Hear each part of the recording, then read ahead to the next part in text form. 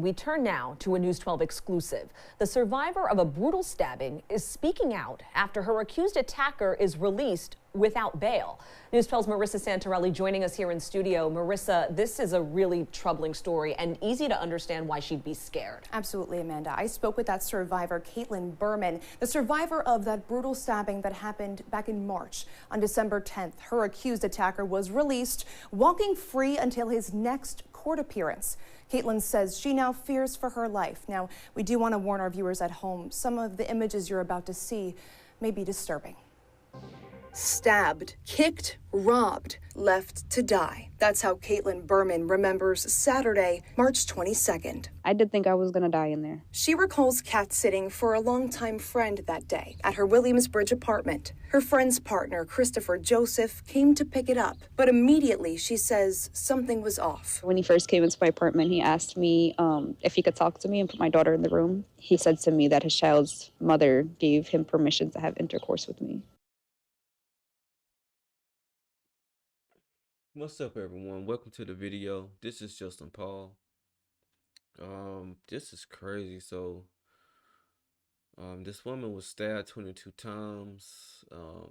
Said she was cat sitting for a friend, and the friend's partner came to pick up the cat, and that's when this whole incident occurred.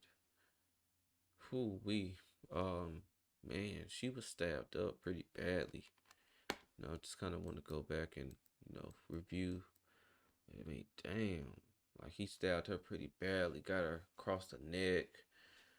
Said he, kicked her and, other things. It's just, man, that's just crazy. Luckily, she survived. And the thing is, like, you got to be a horrible guy, because you try to do this and she has a little minor kid with her. You told her to put the kid in the room, and you had nothing good on your mind when you came to pick this cat up. It's just crazy. Her accused attacker was released, walking free until his next court appearance. Caitlin says she now fears for her life. Now, we do want to warn our viewers at home, some of the images you're about to see may be disturbing.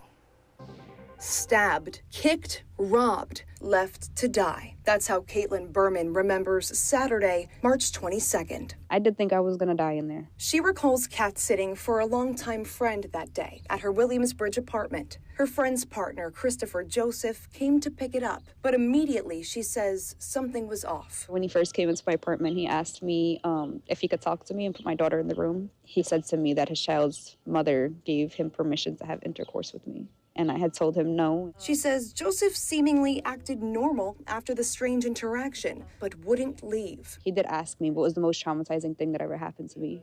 And then he had asked me for juice. I turned around to get juice, and that's where he started attacking me. Stabbed multiple times in her face, neck, back, and hands, while her 3-year-old daughter slept in the next room. I was able to break the first knife that he brought with him, and then he winded up taking one of my own kitchen knives. How many times did he stab you? Approximately 22 times. Caitlin says she told her attacker to take whatever he wanted, begging him to leave. He shouted to me that it wasn't about the money, and then he kind of just kicked me in the back of the head and walked out the front door, taking my cell phone and money so I couldn't call. Taking my cell phone to me that it wasn't about the money, and then he kind of just... Blood everywhere, yo. And then a 3-year-old had to see all that. She was asleep, but, they had to get her out of the home once, help came. So, golly. Blood all on the money. The blood all on the money, all on the cell phone. Like, man, this guy was trying to kill her. And, whoever his child's mother, she can't give him permission to have sex with the lady. Like, I mean, she could say, okay, you can go have sex with someone, but, this woman has to consent to it as well. It's just, man, this is very, very disturbing. What's even more disturbing is that the person who did it is actually out. And I can see how this lady who survived this attack is fearful of her life. I mean, look at the walls. Like, it's just stained with all of her blood. It's crazy. The head and walked out the front door, taking my cell phone and money so I couldn't call for help. Her neighbors, hearing her screams, called 911. Police tell us Joseph was arrested on March 23rd. Caitlin spent 48 days in Jacoby Hospital, undergoing surgery after surgery. How did you survive this? My daughter probably gave me the motive to just stay there. A 7-page indictment from the district attorney's office shows Joseph is charged with attempted murder, attempted assault, and criminal possession of a weapons charges, and more. Not to say that it felt good, but it felt good to know that he was in jail. You know, the last court date went a lot different. On December 10th, Judge Darlene Goldberg released Joseph on his own recognizance without bail. The DA tells us they wanted bail set at $1 million. They were overruled. I kind of froze. I was like, that doesn't. Yeah, it sounds like a woman judge let him out. That's just crazy. Like, this type of, I mean, did the judge not see those pictures? Stabbing someone 22 times? And you put her at risk of retaliation or anything like that? Man, I would love to hear what the judge was thinking as far as allowing this person to just walk free. And they said the DA wanted the bail set at $1 million. But I would love to hear what the judge has to say as far as their decision to allow this person, back out into society, man. Because typically we see with the track record of a lot of these stories, the person was already, incarcerated, locked up for, something like assault and stuff like that, and ends up doing something a lot more horrendous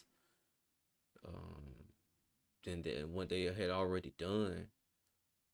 Makes sense. There's no way that you just almost killed me and only did 9 months. Caitlin says she doesn't just fear for her life, but for her daughters. What sentence would satisfy you, do you think? Life.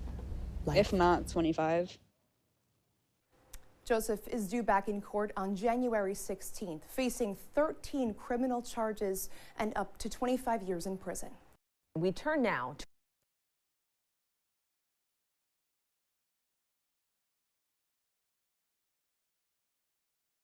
I mean, they'll be lucky if he even returns to face that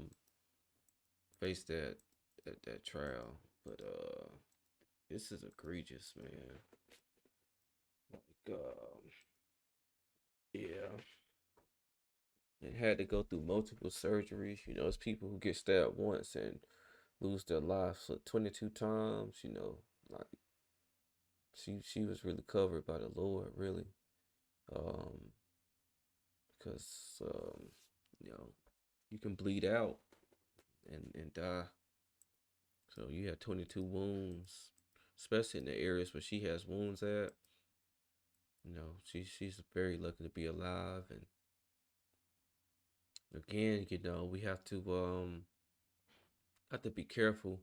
But of course, man, she thought this someone that she could trust just off the behalf of this is the partner of her longtime friend, and there's a lot to this story that I would have questions about, like what's this friend's position? What did the friend say and stuff like that? Is the friend still dealing with this guy? It's just a whole lot of questions that more than likely won't get answers to unless this trial is like a public trial, which I doubt it will be. But it's a good thing that she survived this attack. She's able to continue to raise her kid, and man, this is just horrible. Really a horrible situation. Got to be careful with who you let in your home, even if they're there to come retrieve something for someone else. You got to start asking yourself, man, why didn't that person come and retrieve, like in this case, she was cat sitting. The friend should have came and got the cat, shouldn't have sent her partner to go get that cat. Craziness, man. But I'm going to go ahead and close out. If you like my content, make sure you like, comment, and subscribe to my channel. This is Justin Paul. Peace.